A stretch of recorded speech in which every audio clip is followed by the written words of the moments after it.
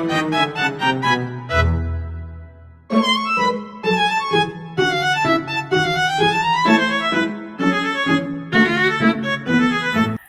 selamat datang kembali di Pilokes.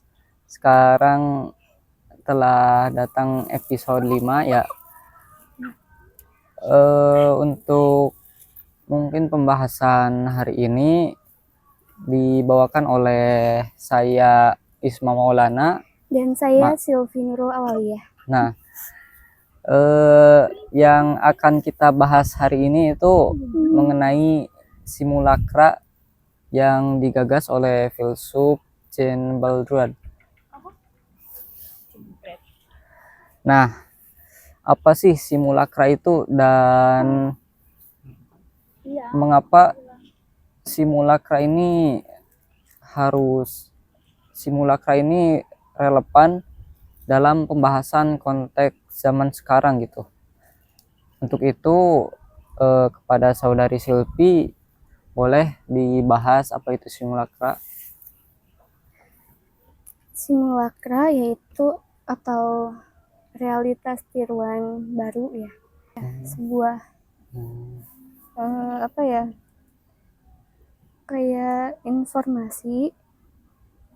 sebuah informasi yang hadir, tapi itu tuh kayak sebuah realitas tiruan yang tampak lebih nyata dari kenyataan itu sendiri. Informasi kayak di media sosial, itu tuh seringkali kan kayak menyalin sebuah fakta, tapi menciptakan versi realitas yang bisa dipercaya tanpa perlu diverifikasi lagi. Seperti itu ya. Iya. Jadi simulakra itu suatu tiruan dari realitas tapi menjadi seperti seakan-akan lebih nyata dari yang ditiru tersebut, seperti pantulan cermin, namun pantulannya itu sangat nyata dan bahkan melebihi realitasnya gitu. Iya, terkadang sampai menciptakan suatu realitasnya sendiri yang bukan dari yaitu objek tersebut gitu. Terus gimana ya cara kita tuh ngebedain apa tentang realitas yang tiruan itu dengan realitas yang asli gitu. Nah, kalau contohnya mah bagaimana kita caranya ngebedain tuh yang di post di IG story tuh, misal teman kita tuh ngepost di IG story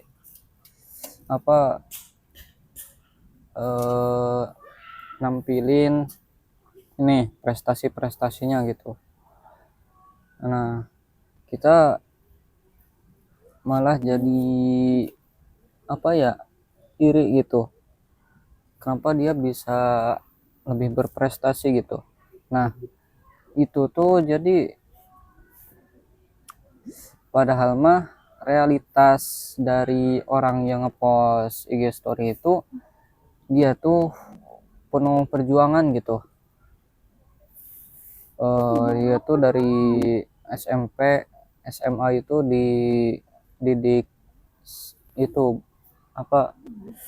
kayak les khusus gitu. Ya, tapi itu mah kayaknya tuh maksudnya tuh bukan realitas palsu gak sih, itu asli perjuangan dia dari nol menuju itu tuh ada perjuangannya. Tapi itu tuh disamarkan, gak kelihatan gitu. Kita tuh liatnya tuh dia tuh kayak pemalas di dunia nyata mah gitu. Oke. Jadi kalau menurut pandangan aku, untuk membedakan realitas asli dan palsu itu tuh harus ditelusuri lebih lanjut lagi. Kayak postingan di Instastory atau di di aplikasi lainnya, TikTok atau apapun itu, bisa aja itu kelihatan lebih beda dari aslinya. Ya kalau kita mau ngebedainnya, itu tuh emang harus dicari informasi lebih lanjutnya lagi gitu loh. Kayak kenalannya, atau kita nyari tahu sendiri lewat apa ya, lewat jalan yang kita tahu gitu, kayak apa, kita cari tahu informasinya sampai benar-benar terbukti itu tuh asli atau palsu. Nah, gimana kalau menurut pandangan Isma? Oke, jadi menurut saya mah ya mengenai simulakra atau hyperrealitas itu seperti apa ya, reflektif saya pada postingan teman saya gitu. Saya tuh melihat postingan teman saya. Nah, dia tuh apa ya, menampilkan menampilkan sertifikat juara gitu. Nah, saya jadi apa ya, iri gitu. Terus kok dia ujug-ujug bisa jadi menang juara gitu dalam perlombaan gitu. Nah, yang saya tidak tahu adalah seberapa jauh perjuangan yang dia lakukan gitu untuk mencapai prestasi tersebut gitu. Nah, simulakra itu membuat realitas postingan teman saya itu menjadi realitas yang palsu, yang bahwa dia itu mendapatkan juara itu tidak dengan usaha yang keras gitu. Seperti itu menurut saya mengenai simulakra tersebut. Iya. Oke, jadi simulakra itu apa yang terlihat belum tentu seperti apa yang dilihat ya. Iya. Iya. Kayak ini apa?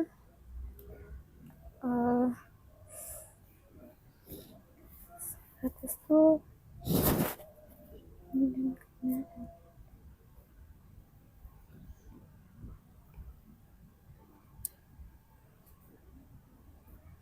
konsep simularitas itu hampir sama kayak konsep doksa.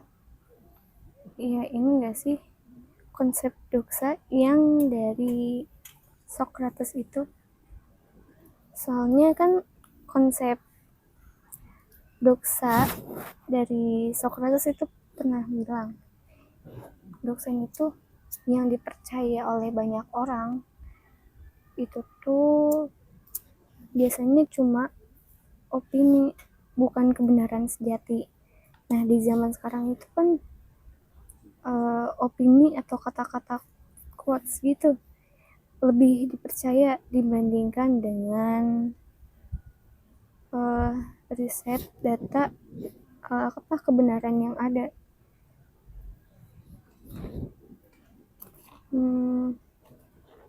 Jadi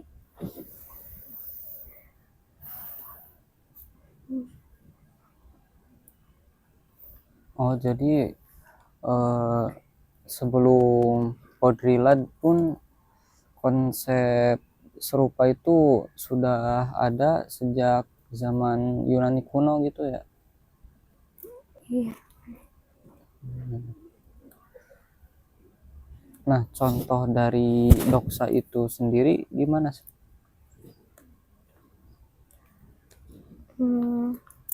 Kalau yang aku tahu ya, konsep doksa yang dipercaya orang itu cuma opini, bukan kebenaran sejatinya. Kayak gimana sih? Udah. Ya, itu apa sih contoh dari Doksa itu? itu Doksa itu gimana seperti ya? apa ya? Ya, doksa itu kan kayak apa, sesuatu yang lebih dipercaya dibanding kenyataannya ya. Nah, contohnya tuh kayak ini, suatu quote yang banyak beredar ya di sosial media, di apapun itu. Kayaknya contohnya, bahagia itu sederhana, tapi kenyataannya dalam sisi psikologisnya nggak sederhana itu.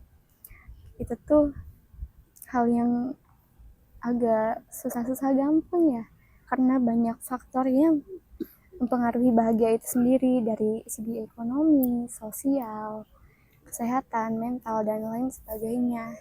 Kayak gitu. Oh, jadi doksa itu atau simulacra itu apa ya? Realitas yang menyamarkan konteks sebenarnya gitu ya.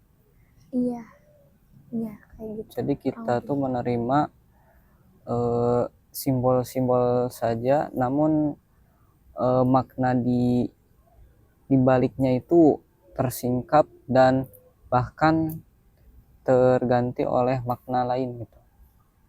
Ya, bisa dibilang kayak gitu. Nah, aku mau nanya nih, gimana sih kalau cara kamu nih melihat anak-anak muda sekarang yang kebanyakannya tuh FOMO banget? Ya, kalau dari segi apa, boundary ya, dan apa pengaruh buruknya dari hal itu? Nah, kalau menurut saya dari pandangan simulacra Baudrillard itu mengenai orang-orang yang FOMO gitu terhadap realitas sekarang gitu. Contoh sekarang orang-orang yang FOMO itu contohnya orang-orang yang FOMO muncak gitu. Nah, orang-orang itu pengen ikut-ikutan tren muncak itu, pengen ngepost di IG story postingan muncak gitu. Namun pada kenyataannya apabila orang itu tuh yang ngikut tren itu padahal fisiknya itu tidak tidak mumpuni untuk muncak gitu. Nah, itu mengakibatkan orang itu kesulitan dalam muncak tersebut gitu. Jadi mereka cuman lihat lihat hasilnya gitu. Padahal yang harus dilihat itu proses dan perjuangannya gitu. Seperti itu. Oh, oke.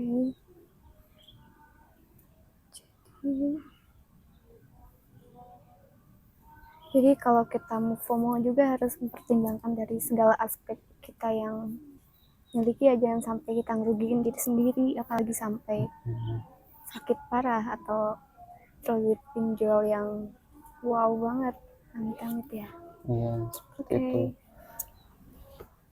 Jadi kesimpulannya itu kalau simulacra mah membuat kita hidup itu seakan-akan dalam citra atau pandangan yang yang mengaburkan dan juga menggantikan kenyataan yang sebenarnya gitu. Nah, adapun doksa itu bisa kita simpulkan sebagai keyakinan kolektif yang tidak pernah dipertanyakan gitu. Contoh tadi seperti yang orang yang muncak namun tidak mempertanyakan bagaimana susahnya dan perjuangannya untuk mendaki gunung tersebut gitu.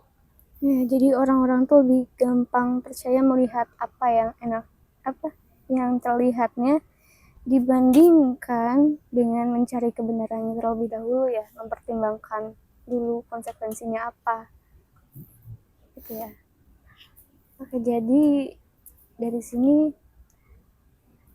kita sebagai generasi muda ataupun kalian yang udah dewasa tua, kita tuh harus memandang dari sudut yang sangat bisa mempertimbangkan sesuatu itu dengan jangan sampai dari hal tersebut kita bisa menjadi banyak dirugikan dari segi ekonomi, sosial, dan sebagainya. Oke. Gitu. Oke, mungkin sekian saja pembahasan Pilokes hari ini. Berjumpa lagi di lain waktu. Saya Isma Maulana dan saya Sylvie Nurul Awaliyah pamit undur diri. Wassalamualaikum warahmatullahi wabarakatuh.